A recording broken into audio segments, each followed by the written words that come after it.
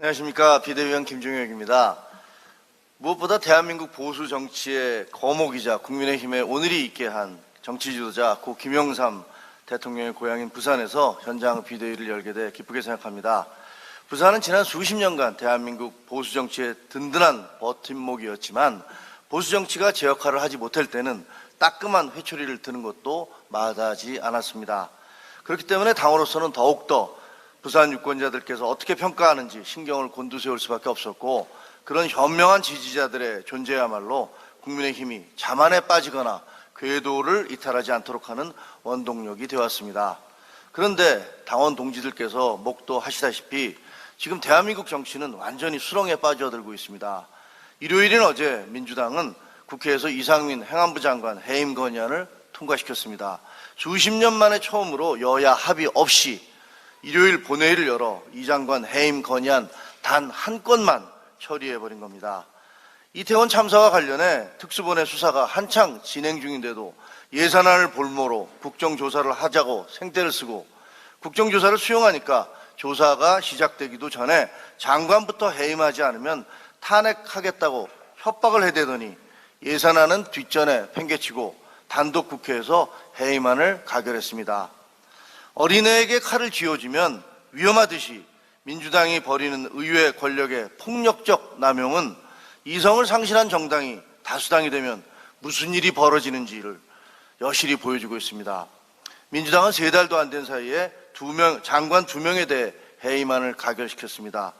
그런가 하면 김의겸 대변인은 윤석열 대통령과 한동훈 법무장관이 김앤장 변호사 30명과 청담동에서 새벽까지 술을 마시며 노래를 했다는 새빨간 거짓말을 하고도 사과조차 제대로 하지 않고 있습니다.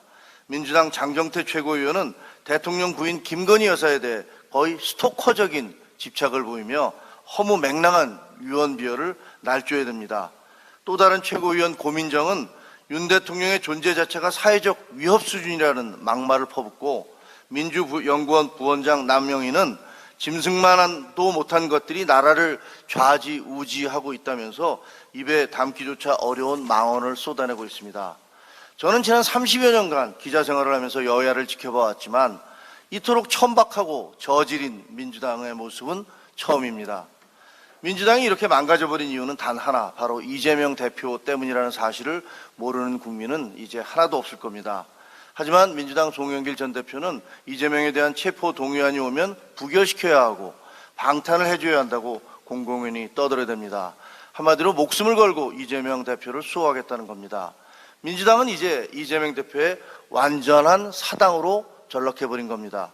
김대중, 노무현 전 대통령에게 부끄럽지도 않습니까? 당원 동지 여러분, 신학자 본회포는 미친 운전자가 질주할 때는 핸들을 뺏어야 된다, 이렇게 말했습니다. 민주당은 국민이 준 입법권으로 이재명을 위한 이재명의 국회를 만들고 있습니다. 나라가 더 망가지기 전에 부산 유권자들의 힘으로 민주당의 손에서 핸들을 뺏어야만 합니다. 부산 시민들께서는 그동안 국민의힘과 새 정부에게 제발 좀 잘해서 나라를 제자리로 돌려놓으라고 당부를 끊임없이 해오셨습니다. 시행착오도 적지 않았지만 이번 화물연대와 민노총에 대한 윤석열 정부의 단호한 대응에서 확인됐듯이 이제 당정이 한마음 한뜻이 되어 문재인과 좌파 정권이 망가뜨린 대한민국을 되살리기 위해 최선을 다하겠습니다. 저희들이 힘을 낼 수 있도록 응원해 주십시오. 부산의 함성으로 국민의 힘을 높이 올려주십시오. 감사합니다.